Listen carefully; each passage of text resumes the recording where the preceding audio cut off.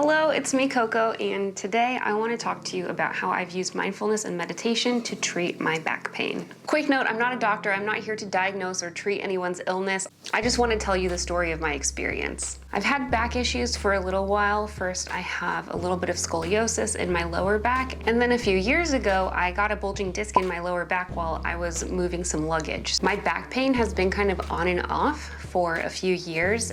These are some things that have worked really well. Number one, physical therapy. I went to physical therapy when I first injured my back, and I was able to alleviate a lot of my pain at that time. And then I stopped going to physical therapy also around the time that I realized that hiking was really good for my back. I think it has something to do with the stabilization constantly and also the movement and the exercise. You know, movement is medicine. But that's kind of the opposite of what I have been doing lately to deal with my back pain, and I'll tell you why. One of the best things for my back pain recently has been my meditation. As I've talked about before on this channel, I do Vipassana meditation retreats. They're 10-day silent retreats by donation only, so if you're interested, I'll leave a link below if you want to know more about how to take these courses. But you're basically just meditating the entire day long. It's about 10 or 11 hours of meditation during the day for 10 days straight. As you can imagine, you know, you get pretty sore while you're sitting and meditating. And you get instructions really early on that you want to keep your back, head and neck straight, and it'll help you in the long run. I've definitely experienced that my meditation is better and my focus is better when I'm sitting upright like this. For some people, it's more comfortable to sit slouched. I really do believe that when you're trying to meditate, you should be sitting up as straight as possible. You know, I have a theory that the reason why is because when your spine is straight and your spinal column is aligned, the nerves running through your spine have the least amount of obstruction. There's no weaving and swerving. You just get up and down, and you're able to connect with your body and you're able to connect with your environment better than if you're slouched or crooked or whatever. I know not everybody can meditate sitting upright, but I think that basically, the more you do it, the better off you're gonna be. So something interesting happened while I was at the meditation center that I noticed. First of all, the first few days, you know, your back is really sore because in order to keep yourself upright for that long, for a continuous period of time, you have to work these tiny little muscles. And so it's something called a static exercise where you're exercising, but you're not moving. I mean, imagine how exhausting it is to really sit up straight. It's hard, it's not easy. You know, my back would get really sore. I could actually notice tension in my shoulder, like I had a shoulder that was kind of up. And I would use the mindfulness to notice the tension and then just dissolve it and return back to an upright but relaxed state. And then at one point I can hear, and this happens every time I meditate a lot, I can hear a little like crack, crack, crack in my spine. And it feels like my spine is aligning itself. And when I have that experience, I do have less pain. I feel more comfortable. And so that's just with meditation. But there's another part of the story. So like many people, I have transitioned to a fully remote work situation with my full-time job. And it's been, I mean, it was a really difficult transition for me physically because previously my job, I was up, I was walking around, I was moving around a lot, you know, changing locations a lot. I wasn't really in front of the computer all day, every day, weeks on end.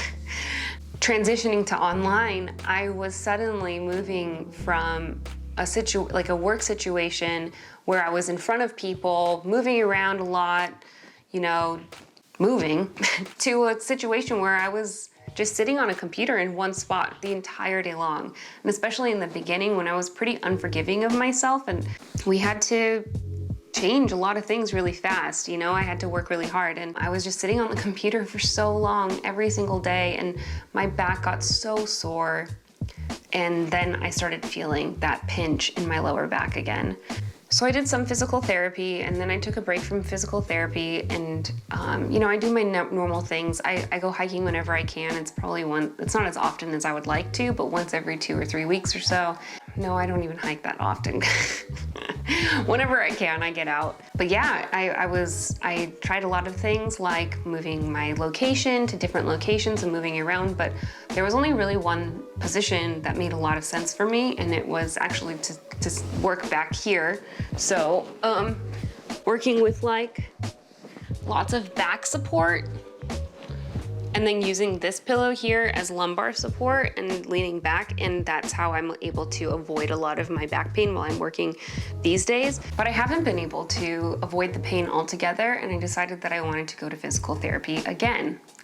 Well, over the course of those appointments, which were pretty expensive, I realized that it wasn't the exercises that I needed. You know, my pain wasn't actually getting better, but I noticed that my pain was actually linked to when I was feeling stressed. And that also, when I felt the pain, it got me freaked out, you know, afraid of the pain, afraid of, you know, my inevitable death. Not that dramatic, but it did stress me out a lot, just even getting the pain. So it was this cycle, right? The stress was giving me the pain, and then the pain was giving me stress, and then it just went around and around and around like that. And I just kind of realized that I had been thinking of the pain as something that was going to go away, right? That it was something that wasn't a part of me. And through that experience, I realized that the pain might be temporary. It might go away in years, but it might not. And I should really just accept it as a part of me, as a part of my experience. And then also do the thing that I'm literally training myself to do every single time I meditate, which is to observe the sensation with equanimity, to not react to what is going on, to not react to what I'm feeling. So I can observe the sensation in my back, which it might be like pain, or of course it's pain. It might be soreness, it might be tightness, it might be searing, it might be pinching, and I just observe it, and then I don't react either positively or negatively to whatever I'm feeling. I've been using that technique for probably 2 or 3 weeks now, and it's really weird. I think that if I had heard this, if somebody had told me this, and somebody did tell me this, there might be a certain Dr. Brown who is a physical therapist. You know, we had a conversation about this, and it was very triggering to think about accepting the pain as part of my experience and thinking that I might be feeling this for the rest of my life and not trying to avoid it. I mean, it was hard to hear this from somebody. It was hard to hear from somebody that I know well and trust that I should just accept the pain. And then here I am realizing with my lived experience that actually in the end, that is what it helped me the most. I feel the back pain still, and I also do my best to avoid it. Yeah, I don't do activities that I think are going to trigger the pain, but I think the most important thing is that I'm managing it, and I feel actually like, at this moment at least, I feel really at peace with the fact that like it's going to be coming and going into my life, and I really do need to be practicing what I've been practicing with my mindfulness in terms of making my headspace a lot more tranquil and easy to live with. I'm also working on my body and making that easier to live with, the way that I feel. And the biggest issue that I have personally, it's a personal thing, the biggest issue that I have is my lower back pain. I hope that it's just like a little bit of food for thought for anybody who's watching this, that it's not just the pain itself, but like I was making myself suffer by reacting negatively to the sensations that I was feeling. This is what they are teaching us in the meditation courses, and it took me this long to apply it to my back pain. Furthermore, they say that the body and the mind are one. They're not even a separate thing. We think of the body and mind as different things, but some people believe that they're actually the same thing. You cannot separate them from each other. Sometimes the mind can tell us things that are, it's easy to digest, and sometimes the body tells us things. And maybe my body was telling me to just calm down and don't be so stressed out and stuff. In conclusion, treating my back with mindfulness and meditation, the physical act of meditation with an upright spine for an extended period of time. I usually meditate for an hour at a time. And then if I'm lucky, I'll keep being able to do these 10-day meditation courses like once a year. That exercise, that practice is really good for the back. And in terms of mindfulness, it's being mindful of my everyday activities and being mindful of my posture throughout the day, when I'm sitting, when I'm working, when I'm walking, and all of that. These are all really good things. And then just tackling it with my mind, not reacting to whatever pain that I have, and then compounding the issue when it really doesn't need to be compounded. It's like, okay, my back is tight, just like stretch a little bit. It's not a big deal.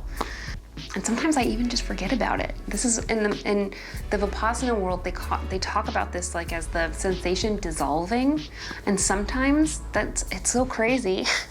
It's weird that it's like actually, I'm seeing it actually play out like this. Like it's textbook, that I observe it, I don't react, and then the pain dissolves and I no longer feel it anymore. I will move on to the next thing because, you know, we have a monkey mind. I get distracted and the pain is no longer the focus of my experience. Whereas before, I was constantly just like freaking out about it all day long. This is my self-care tip for the day, and I really hope that you find this interesting, maybe useful. Maybe you're thinking about ways that you can use it in your everyday life to apply it to situations with you in your personal experience.